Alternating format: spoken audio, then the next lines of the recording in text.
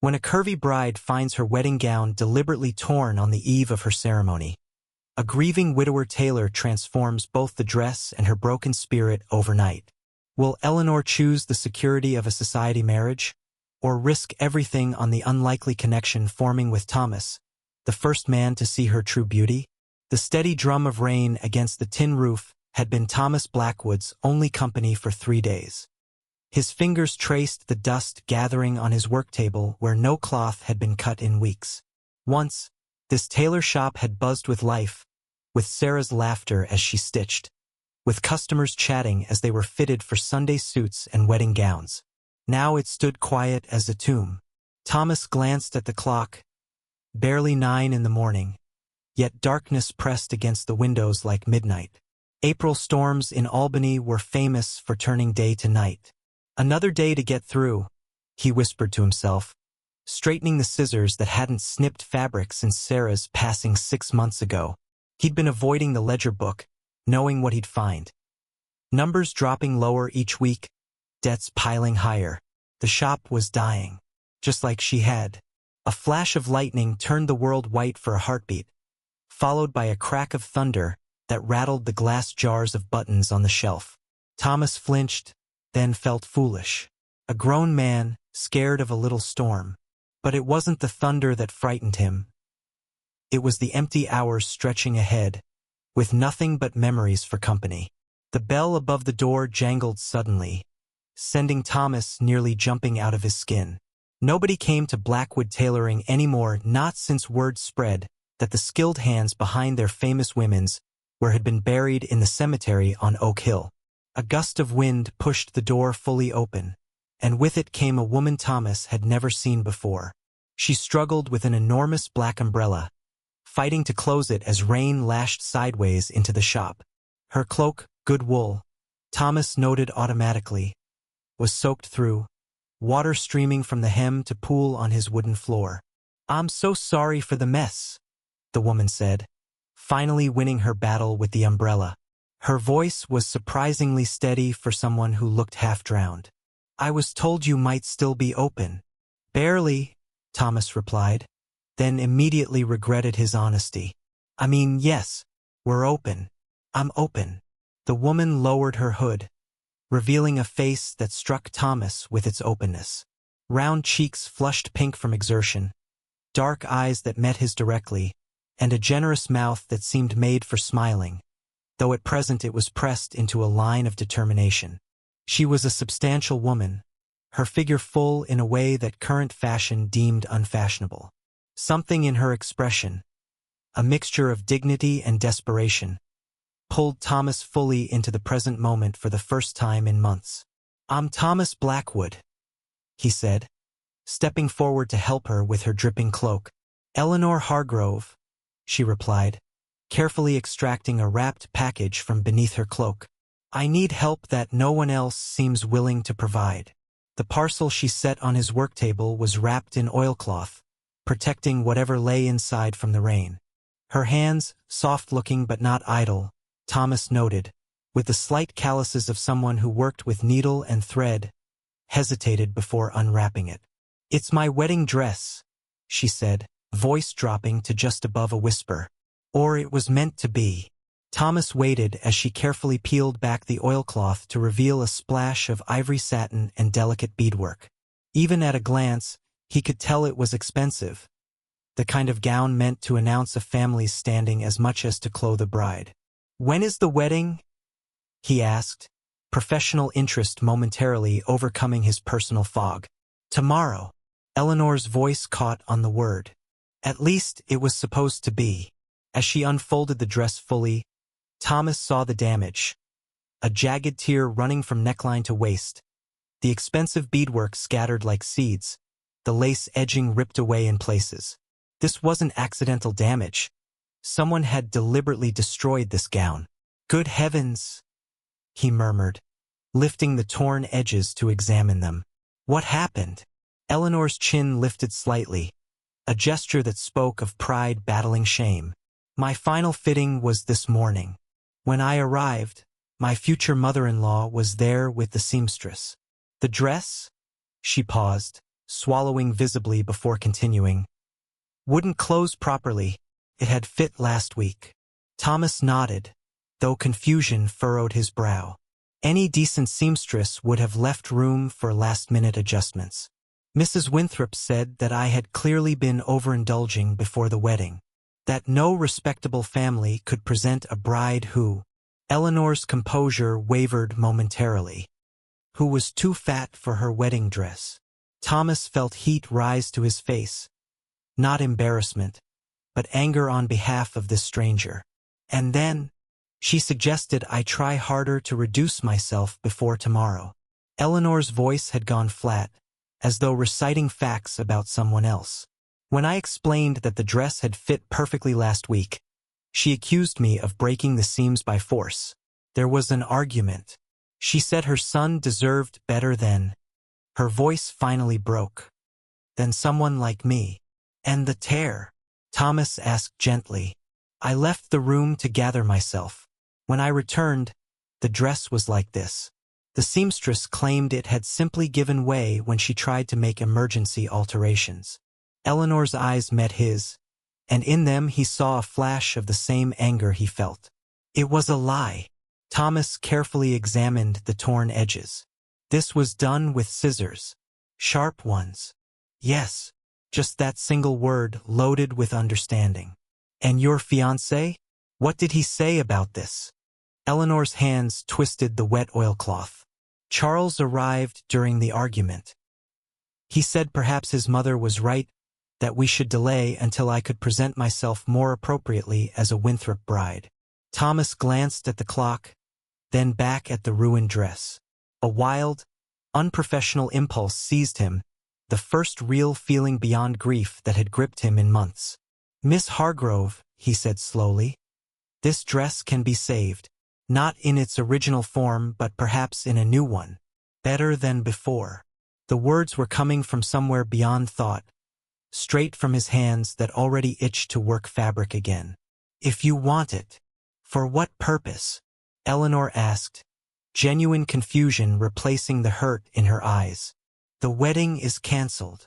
Thomas met her gaze directly. Every ending deserves its proper ceremony.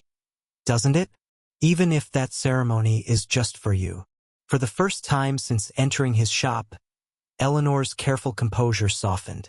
You would do that? For a stranger? Thomas glanced toward the photograph of Sarah that sat on the shelf above his workbench. My wife would never forgive me if I didn't.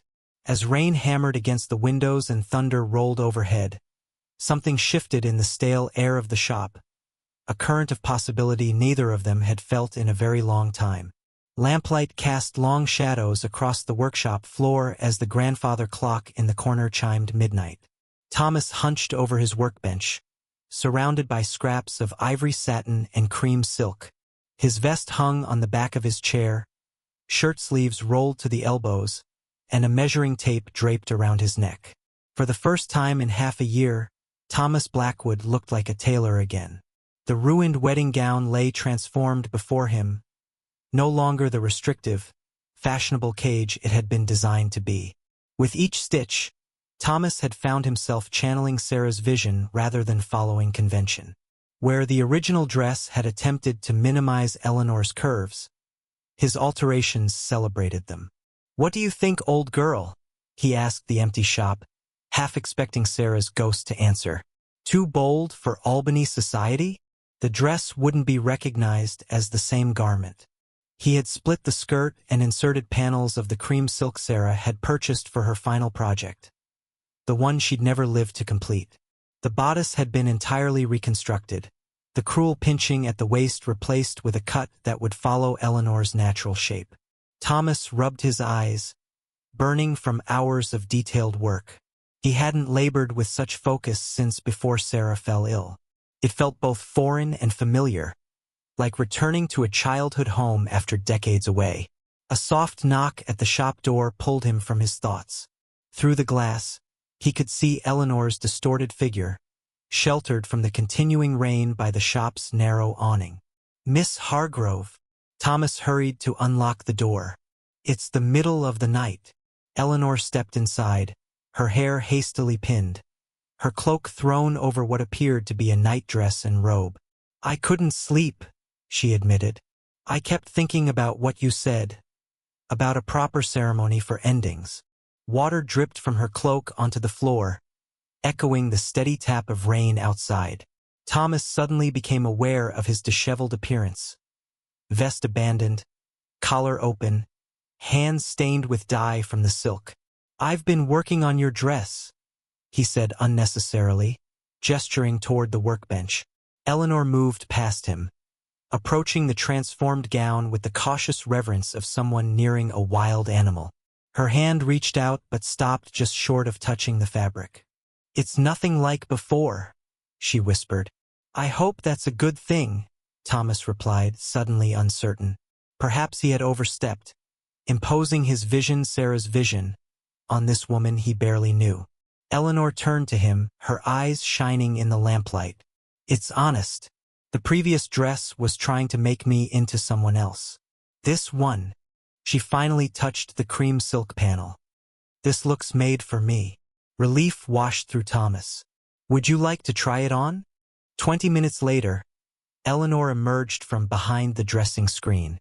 The dress moved with her rather than against her, the cream silk panels catching the light as she turned. Thomas had kept the beautiful beadwork but rearranged it to complement the new structure rather than distract from it. "It feels like me," Eleanor said wonderingly, running her hands over the fabric. "How did you know?" Thomas busied himself adjusting a seam, avoiding her gaze. "My wife taught me that clothes should honor the person wearing them, not force them into someone else's idea of beauty." "Your wife sounds very wise." She was. The words no longer scraped his throat raw when he spoke them. Sarah could see what others missed. She built quite a following among women who preferred comfort and grace over fashion's constraints. Eleanor moved to stand before the spotted mirror in the corner. "Women like me." "Exactly." Thomas studied her reflection critically, noting where the dress still needed minor adjustments. "Albany has plenty of shops catering to the Mrs. Winthrops of the world." Sarah wanted to serve everyone else.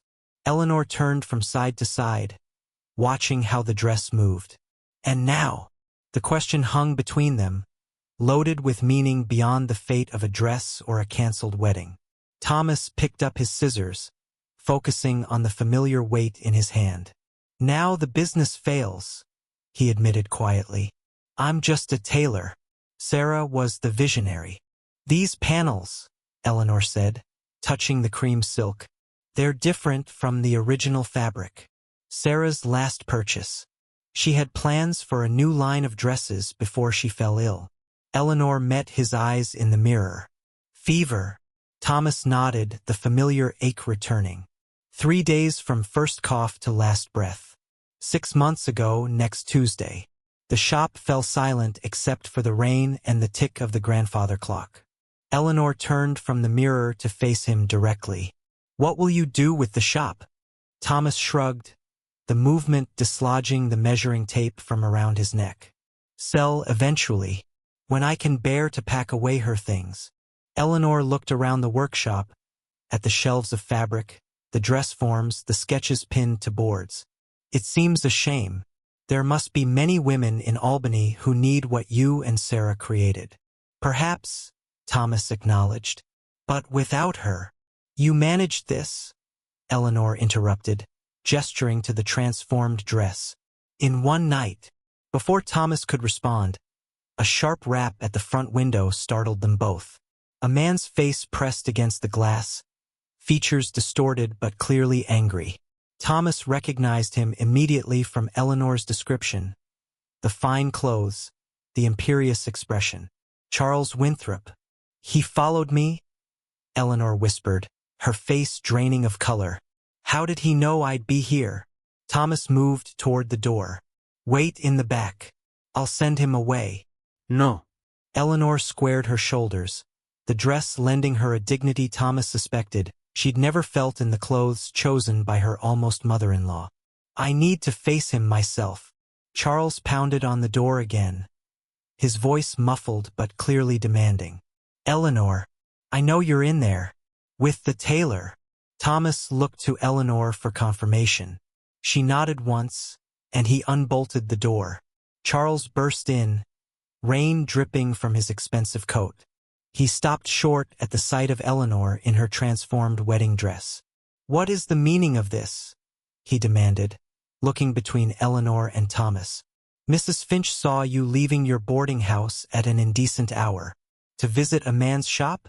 Alone? Have you lost your senses?" "Perhaps I've finally found them," Eleanor replied, her voice quiet but steady. "How did you know where to find me?" Charles waved away the question. "This is a small town.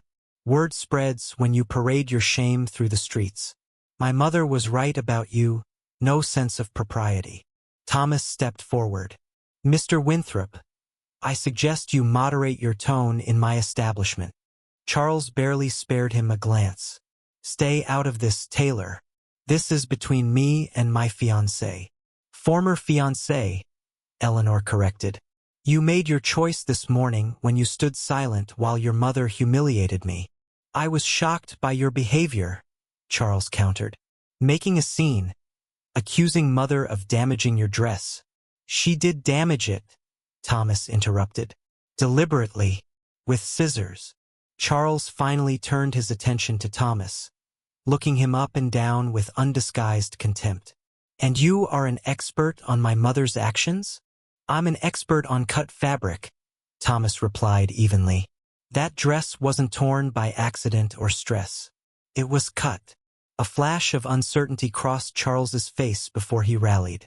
"Even if that were true, which I don't concede, perhaps it was necessary. The wedding is tomorrow." Mother merely took practical steps when it became clear Eleanor couldn't contain herself appropriately. Eleanor flinched as though he'd struck her. Thomas felt a protective anger rise in his chest, the same fierce emotion that had driven him to work through the night transforming her dress. "Mr. Winthrop," Thomas said, stepping between them, "it's late and Miss Hargrove has had a trying day. I suggest you leave and continue this conversation at a more appropriate time." Charles's face flushed with anger. "And who are you to suggest anything?" "A failing shopkeeper playing night to a woman no one else would have." The words struck hard, all the more painful for containing seeds of truth. Thomas was indeed failing, both as a businessman and as a man attempting to move forward after loss. But before he could respond, Eleanor stepped around him, the silk panels of her dress rustling like whispered defiance. "He is a man who saw value where you saw only flaws," she said, her voice clear despite the tears swimming in her eyes. "He took what was broken and made it beautiful again, which is more than you ever did." Charles looked between them, his expression shifting from anger to disbelief. "So that's how it is. You found each other, the seamstress too large for society and the tailor too broken to function in it." He laughed, the sound sharp as scissors.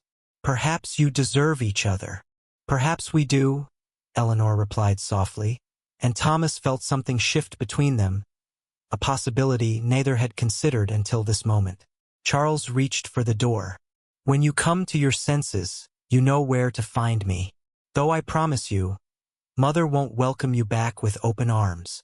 After he stormed out into the rain, silence fell heavy between them. Eleanor sank onto a wooden stool, suddenly looking exhausted. "I'm sorry to bring my troubles to your door," she said finally. Thomas shook his head.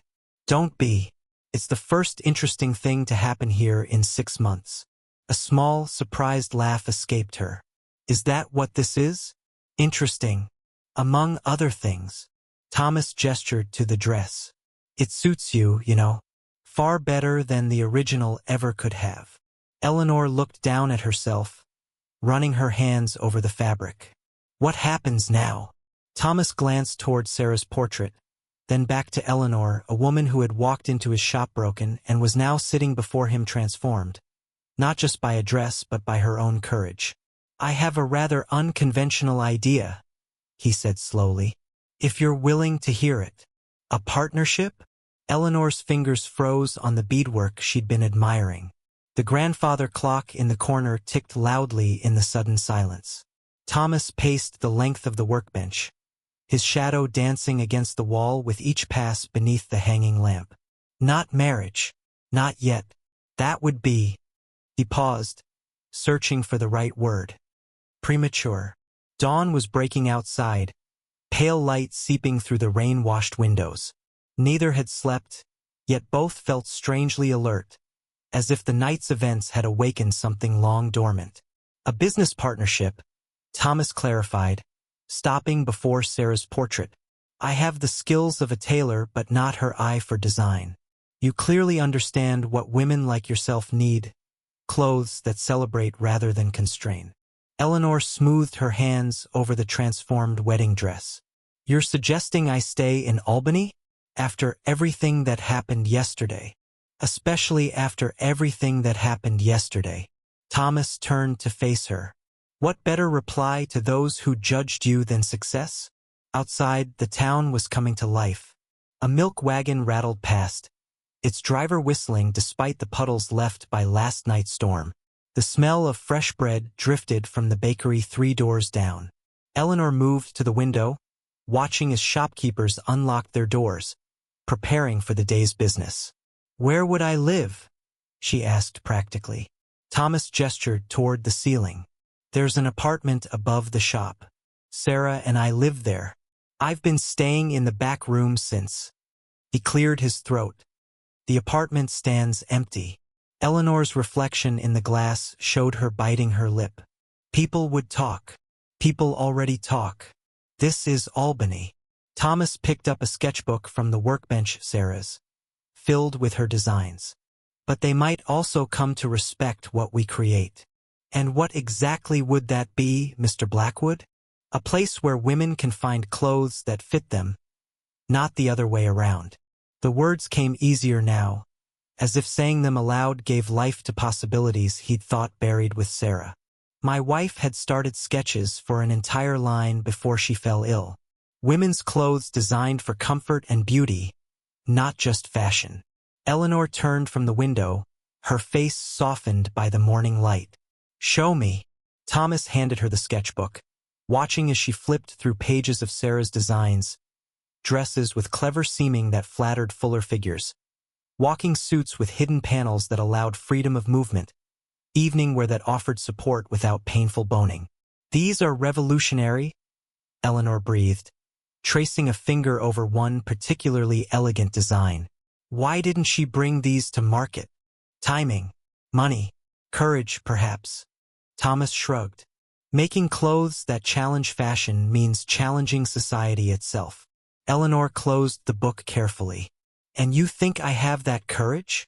I think you stood up to Charles Winthrop in a dress society would call inappropriate, after being publicly humiliated.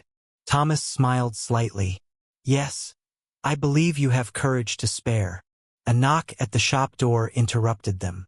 Thomas quickly moved to answer it, expecting perhaps an early customer or even Charles returning for another confrontation. Instead, a distinguished older gentleman stood on the threshold, his expensive suit and polished walking stick marking him as someone of importance.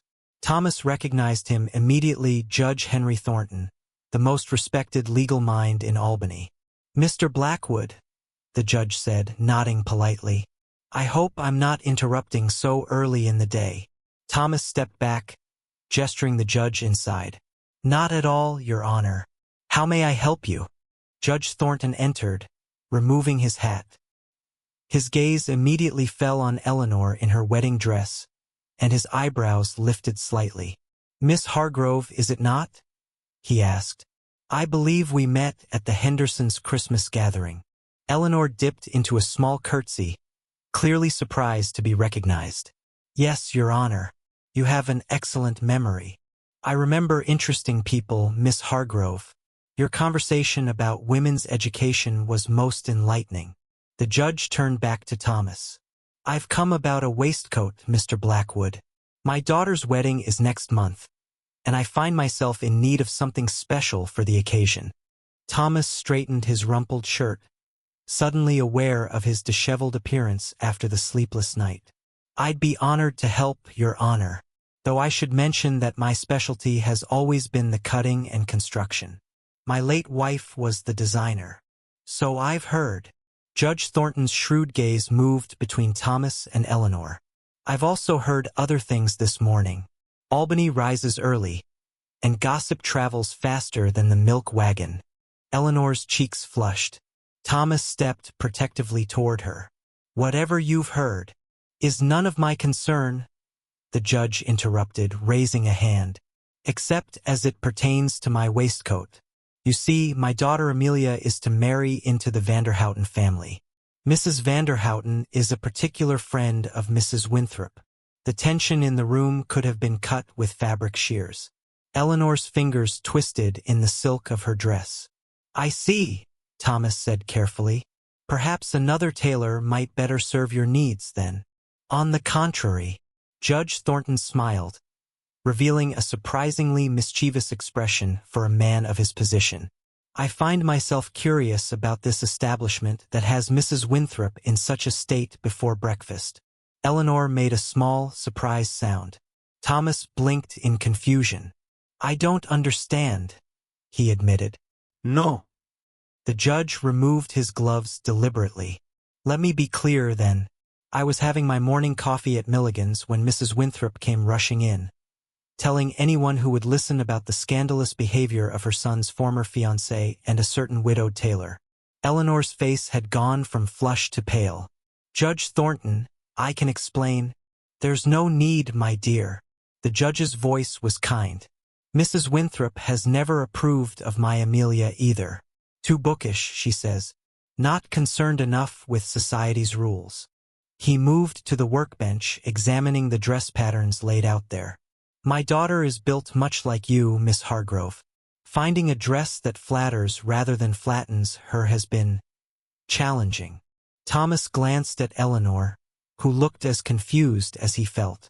Are you suggesting that perhaps this business partnership I overheard you discussing might begin with a commission for the daughter of an old judge who cares more for his child's happiness than society's narrow views?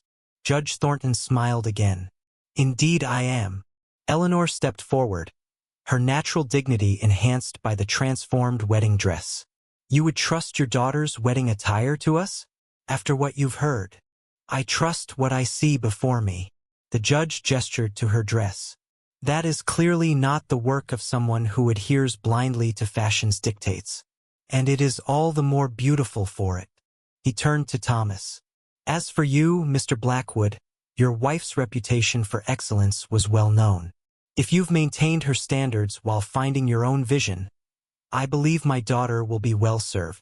Thomas felt something shift inside him, a wall crumbling, letting in light that had been blocked since Sarah's death. Thank you for your confidence, Your Honor. Don't thank me yet. Judge Thornton reached for the door. My Amelia has quite definite ideas about what she wants. She'll be here at noon to discuss them. He paused, his expression growing serious. I should warn you both. This commission will not endear you to certain elements of Albany society. Eleanor lifted her chin.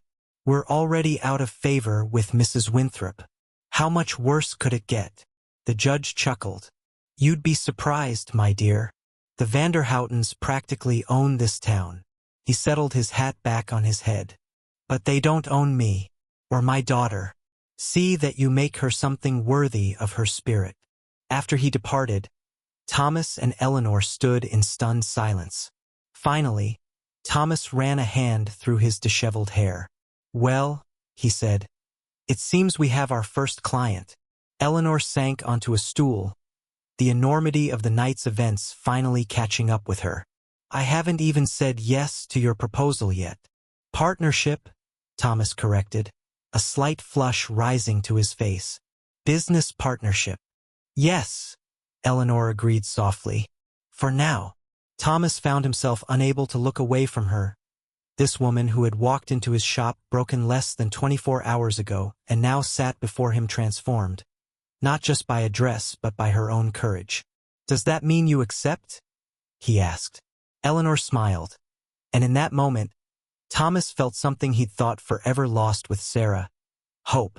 Yes, Mr. Blackwood, she said. I believe it does. Amelia Thornton was nothing like Eleanor had expected. The judge's daughter burst into the shop at precisely noon, accompanied by a flurry of fabric samples and dog-eared fashion magazines. Her honey-blonde hair escaped its pins in willful curls, and her spectacles kept sliding down her nose as she gestured enthusiastically. "Father says you're the answer to my prayers," she announced without preamble, dropping her armload onto Thomas's workbench. "Please tell me he's right." Eleanor, hastily changed from the wedding dress into one of Sarah's old-day dresses, taken out at the seams, exchanged an amused glance with Thomas. "We'll certainly try, Miss Thornton," Thomas replied, carefully moving a stack of expensive silk swatches before they toppled to the floor. "Amelia, please. We'll be spending too much time together for formality." She turned to Eleanor, studying her with frank curiosity. "You're Eleanor Hargrove, aren't you? The one who was supposed to marry Charles Winthrop today?" Eleanor stiffened. "Yes, though I'm surprised you'd know that. Everyone knows everything in this town." Amelia waved dismissively. "Especially things involving the Winthrops. Charles courted me before you know. For all of 2 weeks before his mother decided I was too outspoken." She adjusted her spectacles, sizing up Eleanor with newfound respect. "You must have something special to have lasted 3 months under Margaret Winthrop's scrutiny." Thomas cleared his throat. "Perhaps we should discuss your wedding attire, Miss Amelia." "Yes." Amelia clapped her hands together. "I'm to marry Edward Vanderhouten 6 weeks from Saturday. His mother wants me in white satin with a 15-foot train and a corset tight enough to make me faint before the vows." Eleanor picked up one of the magazines Amelia had brought, noting the pages marked with ribbon. "And what do you want?" Amelia's enthusiastic expression softened into something more vulnerable. "To look like myself on my wedding day. Not some stuffed and trussed version of what a Vanderhouten bride should be." She gestured to her generously curved figure. "I want a dress that works with this body, not against it." The words echoed Eleanor's own feelings so precisely that she felt an immediate kinship with this forthright young woman. "I believe we can help with that." From the back of the shop, the bell over the door jangled. Thomas excused himself to greet the new arrival while Eleanor and Amelia bent over Sarah's sketchbooks together. "These designs are remarkable," Amelia breathed, tracing a finger over a drawing of a walking suit with cleverly hidden gussets. "So practical yet elegant." "Thomas's late wife created them," Eleanor explained. "She had a vision for clothing that truly served women." "And now you'll bring that vision to life?" Amelia asked, looking up. Before Eleanor could answer, raised voices from the front of the shop caught their attention. Thomas's measured tones were overshadowed by a woman's strident demands. "I will not be turned away," the voice insisted. "I have business with Miss Hargrove." Eleanor felt her stomach clench. She recognized that voice all too well. Margaret Winthrop, Charles's mother and the architect of yesterday's humiliation. "Stay here," she told Amelia, squeezing the younger woman's hand briefly before moving toward the front of the shop. Mrs. Winthrop stood just inside the doorway, her expensive visiting dress immaculate, her face set in lines of righteous indignation. Thomas stood between her and the workroom, his stance protective but uncertain. "Mrs. Winthrop," Eleanor said, stepping into view. "This is unexpected." The older woman's gaze swept over Eleanor dismissively. "Indeed, as was hearing that you spent the night in this establishment. With this man." Her voice dripped with insinuation. Eleanor felt heat rise to her face, not from shame but from anger. "My whereabouts are no longer your concern." "They most certainly are when they affect my son." Mrs. Winthrop drew herself up. "Charles is devastated. The guests have been informed, the church notified, the reception canceled. All because of your hysterics over a simple dress alteration." Thomas's hands clenched at his sides. "There was nothing simple about what you did to Miss Hargrove's gown." Mrs. Winthrop barely spared him a glance. "I did nothing that wasn't necessary. A Winthrop bride must present a certain image." Eleanor simply wasn't willing to make the required sacrifices. Sacrifices? Eleanor repeated incredulously. You wanted me to starve myself to fit your idea of acceptable. I wanted you to show the proper commitment to joining our family. Mrs. Winthrop's voice softened to something almost maternal, though her eyes remained hard. Charles is still willing to proceed with the wedding, Eleanor. He's a forgiving man, but you must apologize publicly. And of course, her gaze flicked deliberately to Thomas. End whatever arrangement you've begun here. From the doorway to the workroom, Amelia's voice rang out. Is this how the Winthrops treat their prospective brides, Mrs. Winthrop? How fascinating. Mrs. Winthrop whirled around, her face registering shock as she recognized the judge's daughter. Amelia Thornton, what are you doing here? Being fitted for my wedding gown, Amelia replied sweetly, adjusting her spectacles. Mr. Blackwood and Miss Hargrove are designing something special for my marriage to Edward Vanderhouten. The color drained from Mrs. Winthrop's face. The Vanderhoutens were one of Albany's oldest and wealthiest families, far above even the Winthrops in social standing. Surely Helena Vanderhouten doesn't approve of this establishment, she managed finally. My future mother-in-law understands that my father's wishes take precedence in matters regarding my wedding, Amelia replied, the steel beneath her cheerful demeanor becoming evident. And father believes in supporting businesses that value quality and integrity over other considerations. The implied criticism hung in the air. Mrs. Winthrop's mouth worked soundlessly for a moment before she found her voice again. I see conspiracy at every turn, she hissed, looking between the three of them. Judge Thornton has never approved of how we conduct our affairs. Perhaps because you conduct them with scissors rather than honesty, Thomas suggested mildly. Mrs. Winthrop's face flushed an alarming shade of red. You'll regret this, all of you. Charles was offering Eleanor a chance at redemption. A life of comfort and social standing. At what cost? Eleanor asked quietly. My dignity? My health? My sense of self? Sacrifices, Mrs. Winthrop repeated firmly, which every woman must make. Not every woman, Amelia interrupted, moving to stand beside Eleanor. Not anymore. Mrs. Winthrop's lips pressed into a thin line. This isn't over, she warned, turning toward the door. Charles will not be pleased to hear of this alliance. After she departed, Eleanor let out a breath she hadn't realized she was holding. Thomas touched her elbow lightly, concern evident in his expression. Are you all right? He asked softly. Before she could answer, Amelia clapped her hands together. That was magnificent. I've waited years to see Margaret Winthrop speechless. Despite the tension of the confrontation, Eleanor found herself laughing. I suspect we haven't heard the last from her. Undoubtedly, Amelia agreed cheerfully. But now you've got a Thornton and a Vanderhouten to be in your corner. That counts for something in this town. Thomas ran a hand through his hair, looking dazed by the morning's events. It seems our partnership has generated more excitement than I anticipated. Partnership? Amelia's eyes widened with interest behind her spectacles. So the rumors are true. You're reopening the shop together. Eleanor and Thomas exchanged a glance loaded with unspoken questions. We're exploring the possibility, Eleanor said carefully. Amelia beamed. Wonderful.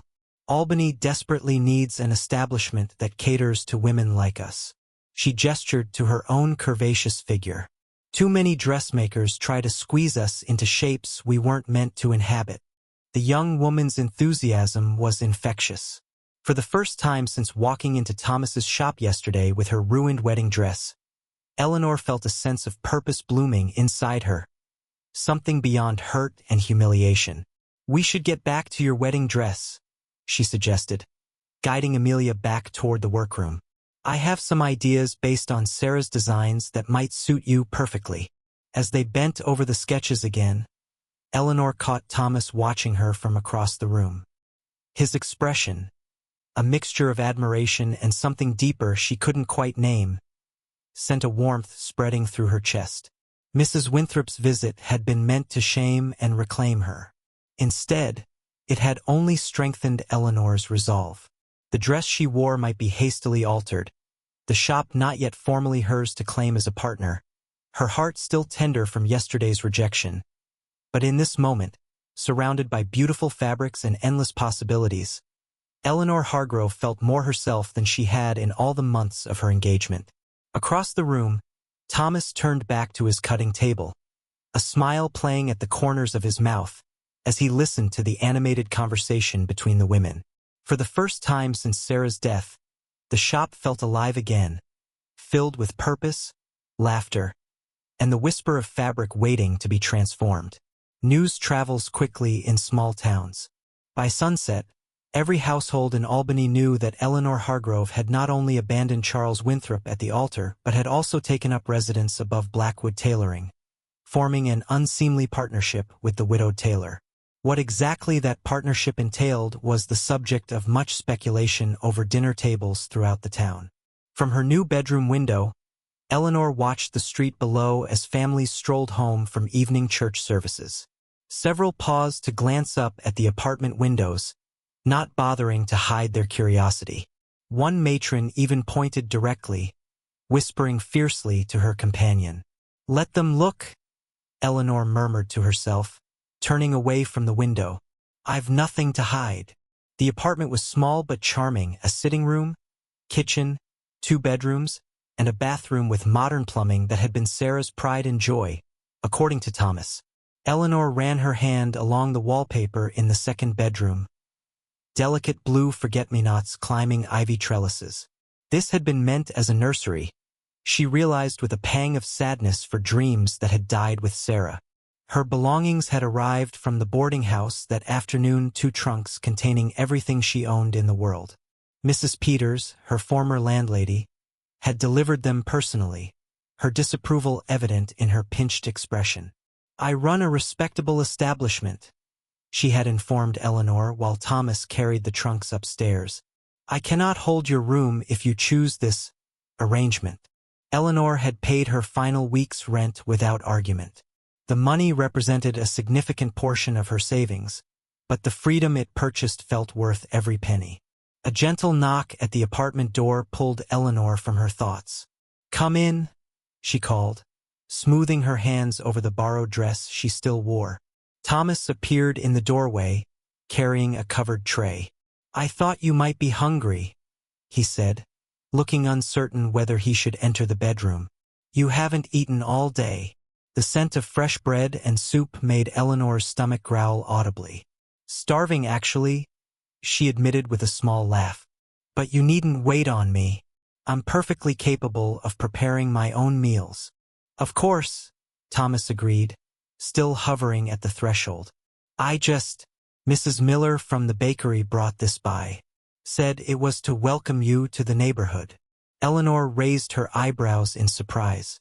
"Truly? Someone in Albany doesn't consider me a social pariah."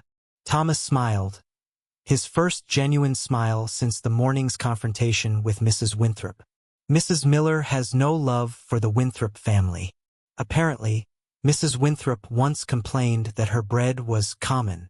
The worst insult Margaret Winthrop could deliver," Eleanor noted, gesturing for Thomas to bring the tray inside. He set it down on a small table near the window but made no move to leave. "Are you settling in all right? I know it's not what you're accustomed to." Eleanor glanced around the cozy room, remembering the grand Winthrop mansion where she had expected to live as Charles's wife. Its marble fireplaces, crystal chandeliers, and servants waiting silently in every corner. The apartment above the shop was humble by comparison, but something about it felt instantly like home. "It's perfect," she said honestly, "though I'll need to make some changes if I'm to stay long-term."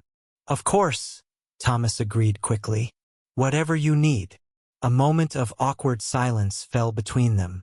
So much had happened in the 24 hours since Eleanor had first entered his shop that neither quite knew how to proceed.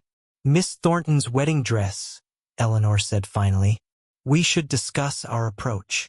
Thomas nodded, visibly relieved to return to business matters. I've started drafting patterns based on Sarah's designs. If you'd like to review them after you've eaten. I would, Eleanor replied. And Thomas? I think perhaps we should establish some rules. He straightened slightly. Rules? For our partnership, she clarified, to avoid misunderstandings. Ah. Thomas's face revealed nothing, though something flickered briefly in his eyes. Yes, that would be wise. Rule 1, Eleanor began, surprising herself with her boldness. We must be honest with each other, always. No hiding difficulties or concerns out of politeness. Agreed.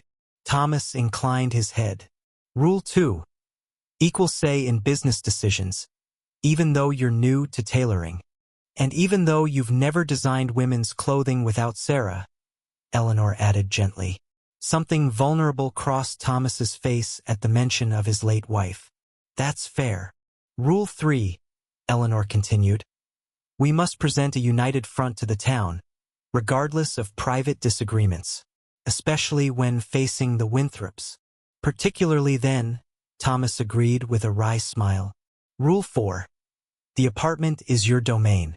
I'll remain in my quarters behind the shop. Eleanor studied him, this man who had transformed her life in a single day. His shirt was rumpled from a long day's work, his hair slightly disheveled from running his hands through it whenever he concentrated. There was something undeniably appealing about his steady presence, his quiet competence.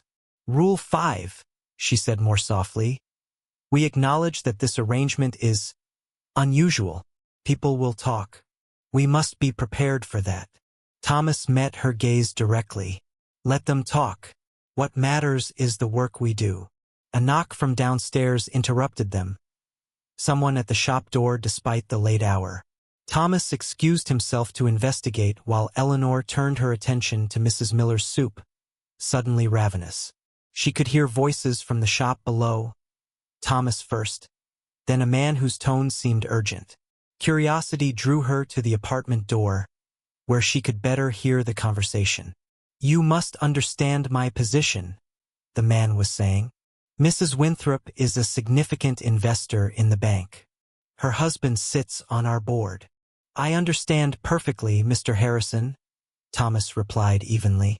But my lease is paid through December. You cannot simply terminate it. Eleanor's stomach clenched. She abandoned her soup and moved quietly down the stairs. The bank manager, a nervous man with thinning hair and spectacles, was clutching his hat in both hands. Under normal circumstances, I would agree. But these are not normal circumstances, Mr. Blackwood.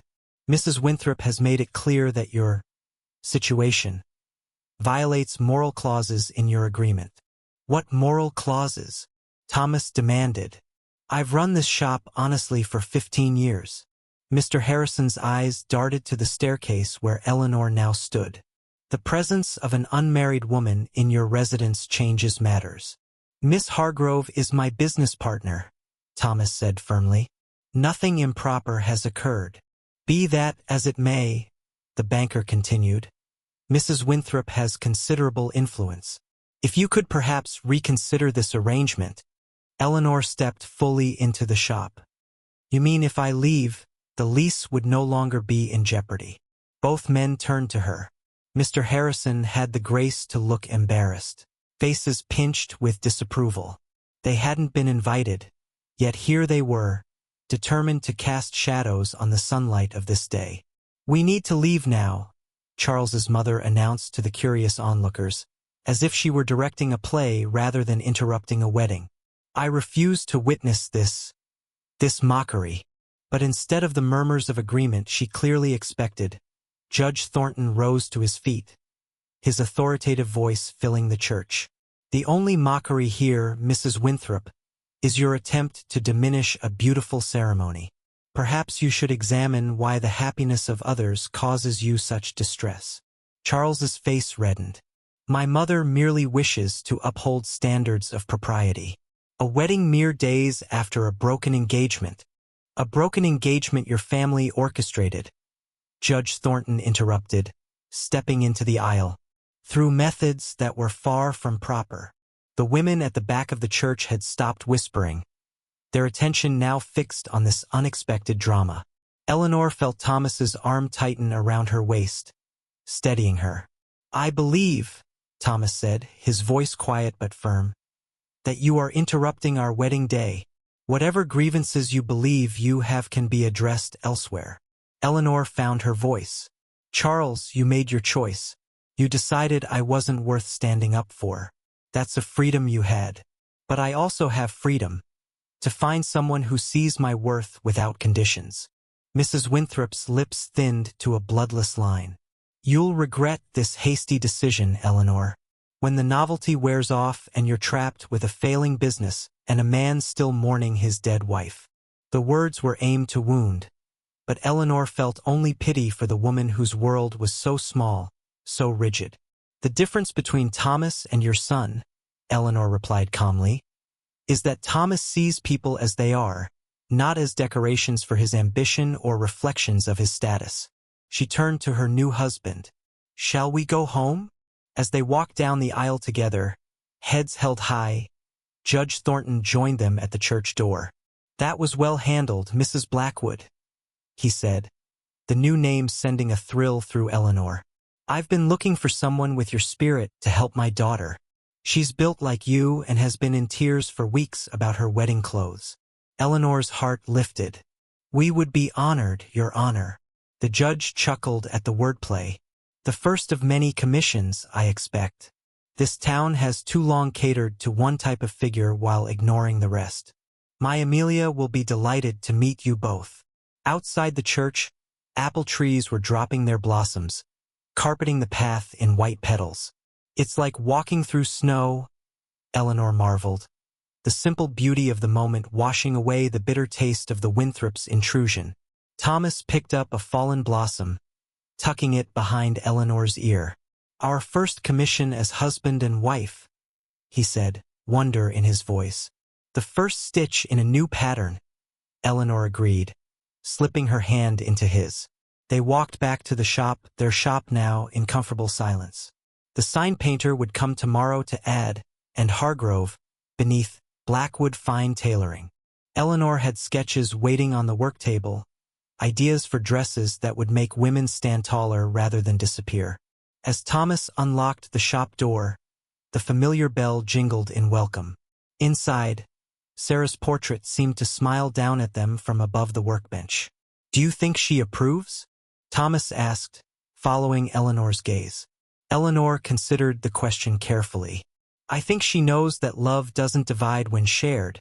It multiplies." Thomas's eyes glistened. "When did you become so wise, Mrs. Blackwood?" "Perhaps," Eleanor said, reaching for his hand, "when someone showed me that what others call flaws can become the most beautiful details of all." The late afternoon sun streamed through the shop windows, catching the silver threads in Eleanor's dress and making them shimmer like scattered stars. Outside, Albany continued its daily bustle. Wagons rattling over cobblestones, children chasing hoops, women comparing the contents of their market baskets. But inside the small tailor shop, time seemed suspended in amber, holding this perfect moment between what had been and what might be. "Welcome home, Mrs. Blackwood," Thomas whispered, and in those 3 words was every promise Eleanor had ever wished to hear. "Hold still, Miss Amelia. I can't pin this hem with you bouncing about like a spring lamb." Eleanor tried to sound stern, but laughter bubbled beneath her words. Judge Thornton's daughter, a plump, pretty girl with her father's keen eyes, couldn't contain her excitement as she twirled in front of the 3-way mirror Eleanor had insisted they add to the shop. "But Mrs. Blackwood, I've never had a dress that made me feel like I could dance before," Amelia protested, finally stopping her twirls to let Eleanor continue her work. Outside the fitting room window, autumn painted Albany in shades of fire. Red maples, orange oaks, golden elms. 6 months had flown by since the wedding, each day busier than the last. Thomas appeared in the doorway, a bolt of deep green velvet in his arms. "The shipment from Boston just arrived." I thought you might like this for Mrs. Peterson's holiday gown. Eleanor touched the fabric, her fingers tracing the rich nap. It's perfect. She'll look like an evergreen tree at Christmas. Strong and vibrant while everything else sleeps. Amelia sighed dreamily. My mother always said no one with my figure should wear velvet. It adds unnecessary bulk, she would say. Eleanor exchanged a glance with Thomas. Your mother was working with dressmakers who didn't understand fabric and form. She reached for her chalk. Velvet doesn't add bulk when it's cut properly. It creates depth, like shadows in a forest. I'll make you a velvet dress for Christmas that will have every young man at the ball asking for a dance. The bell above the shop door jangled. Thomas slipped away to greet the new customer while Eleanor finished pinning Amelia's wedding dress. A creation of cream satin with cleverly placed panels that celebrated the girl's curves instead of trying to disguise them. How many dresses is this now for your trousseau? Eleanor asked, placing the final pin. 12, Amelia said, her cheeks pink with pleasure. Father says I'm spoiled, but he's the one who keeps suggesting just one more every time we visit. Eleanor smiled, remembering Judge Thornton's words on her own wedding day. The first of many commissions. The judge had been true to his word, not only ordering countless garments for his daughter but sending a steady stream of clients to the shop. The ledger books that had been bleeding red now showed healthy black figures month after month. You can change now, Eleanor said, helping Amelia step carefully out of the pinned dress. I'll have this ready for your final fitting next week. In the main shop, Thomas was showing fabrics to Mrs. Miller, the banker's wife who had once snubbed Eleanor on the street but now pretended that had never happened. Amazing how success could suddenly make one visible to those who had looked through you before. Eleanor, dear, Mrs. Miller called sweetly. I was just telling your husband that I simply must have a new dress for the Harvest Festival. Something that will make Mrs. Winthrop positively green with envy. Eleanor bit back a smile. Charles had indeed married the Pembroke girl, a thin, nervous creature who jumped at her mother-in-law's every command. The wedding had been lavish but joyless, according to Albany's eager gossips. Eleanor had seen the bride only once since then, scurrying through the market with her shoulders hunched as if expecting a blow. I think we can manage that, Mrs. Miller, Eleanor replied, pulling out her sketchbook. I was thinking a rust-colored silk would complement your complexion beautifully. As the afternoon wore on, customers came and went. Women who had once whispered behind Eleanor's back now sought her advice on colors and cuts. The same townspeople who had witnessed her humiliation now pretended they had always supported her talents. It might have been bitter if Eleanor let it, but she had chosen a different path. Each woman who entered the shop brought her own insecurities, her own battles with a world that tried to squeeze her into impossible shapes. Eleanor's revenge, if you could call it that, was to send them back out feeling stronger, more themselves, more beautiful. When the last customer left, Thomas locked the door and flipped the sign to closed. Eleanor sank into a chair, her feet aching pleasantly from a day spent standing. 6 dresses ordered today alone, she marveled. Remember when we worried we wouldn't have enough work? Thomas began straightening bolts of fabric, a habit he couldn't break even in prosperity. Sarah always said the right customers would find us eventually. He paused, his hands resting on a bolt of blue wool. She would have adored what you've done with her designs. Eleanor rose to help him, comfortable now with Sarah's ghost between them. The portrait still hung in the workroom, but it no longer watched Eleanor with judging eyes, at least not in her imagination. Instead, it felt like having a silent partner, one who had left behind the foundation upon which she and Thomas now built. I found something today, Thomas said, reaching into his pocket. He pulled out a small daguerreotype in a tarnished silver frame. It fell from between the pages of one of Sarah's old pattern books. Eleanor took the image carefully. It showed a younger Sarah, her face round and smiling, her figure softer than in the formal portrait. She was beautiful, Eleanor said truthfully. She was, Thomas agreed, and she hated that picture because she thought she looked too plump. His voice held a trace of sadness. She was always trying to be smaller, sewing her dresses tight, eating like a bird. I told her she was perfect as she was, but the world had been telling her otherwise for too long. Eleanor placed the daguerreotype gently on the counter. And that's why she started designing for women with real bodies. Thomas nodded. Her small rebellion. She used to say, "If I can't accept myself, at least I can help other women feel beautiful." The autumn light slanted through the shop windows, turning dust motes to gold. Eleanor gathered her sketches. Dozens of ideas for dresses that would never appear in the fashion plates from Paris but would make Albany's women stand a little taller. "What are you thinking?" Thomas asked, coming to stand behind her, his hands resting lightly on her shoulders. "I'm thinking Sarah would be proud of us," Eleanor replied, "not just for saving the shop, but for continuing her rebellion." A knock at the locked door interrupted them. A young woman stood outside, her cloak pulled tight despite the mild evening. Thomas hesitated, then moved to let her in. "I'm sorry," the woman said, her voice barely above a whisper. "I know you're closed, but I was hoping."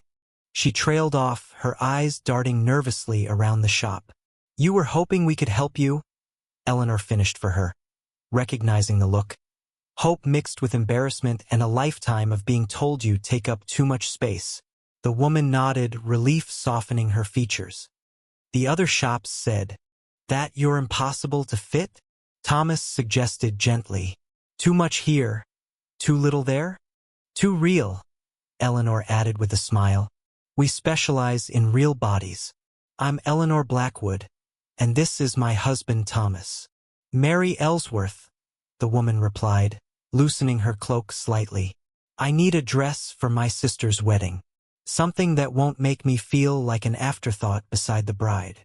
As Eleanor led Mary to the fitting area, Thomas began lighting the lamps against the gathering dusk. Through the windows, they could see Albany settling into evening. Shopkeepers closing up, families heading home for supper, lamplighters making their rounds. "My sister said maybe I should just wear black and try to blend with the shadows," Mary confessed as Eleanor took her measurements. Eleanor shook her head. "The last thing you should do is disappear. What's your favorite color?" "Blue," Mary whispered. "But bright colors draw attention, and people already stare." "People stare because they've forgotten that women come in all shapes," Eleanor said firmly. "We'll make you a blue dress that will have them staring for all the right reasons." Later, after Mary had left with a promise to return for her first fitting, Thomas and Eleanor walked home through streets painted with autumn sunset. Their new house was just 2 blocks from the shop, small but theirs, with a garden Eleanor had filled with Sarah's favorite flowers. "Another rescue," Thomas observed, squeezing Eleanor's hand. "We weren't rescued," Eleanor corrected. "We rescued each other, and now we help others do the same." As they reached their front gate, a carriage rattled past. Charles and his mother, both looking straight ahead as if the Blackwoods were invisible. Eleanor felt no sting, only a passing sadness for lives so narrowly lived. "I've been thinking," Thomas said as he unlocked their front door. "What if we expanded the shop? Men's clothing too, cut for real bodies rather than fashion plates." Eleanor hung her cloak on the peg by the door. "And children's clothes? So many mothers complain that nothing fits their little ones properly." "A family business," Thomas said, the words both statement and question. Eleanor rested her hand on her belly, where the secret she'd confirmed with the doctor just yesterday still felt too fragile, too precious to share. Not yet, she thought, but soon. "A family business," she agreed, the future unfurling before them like fabric waiting to be cut. Not into the shapes others demanded, but into the lives they chose to create, stitch by careful stitch.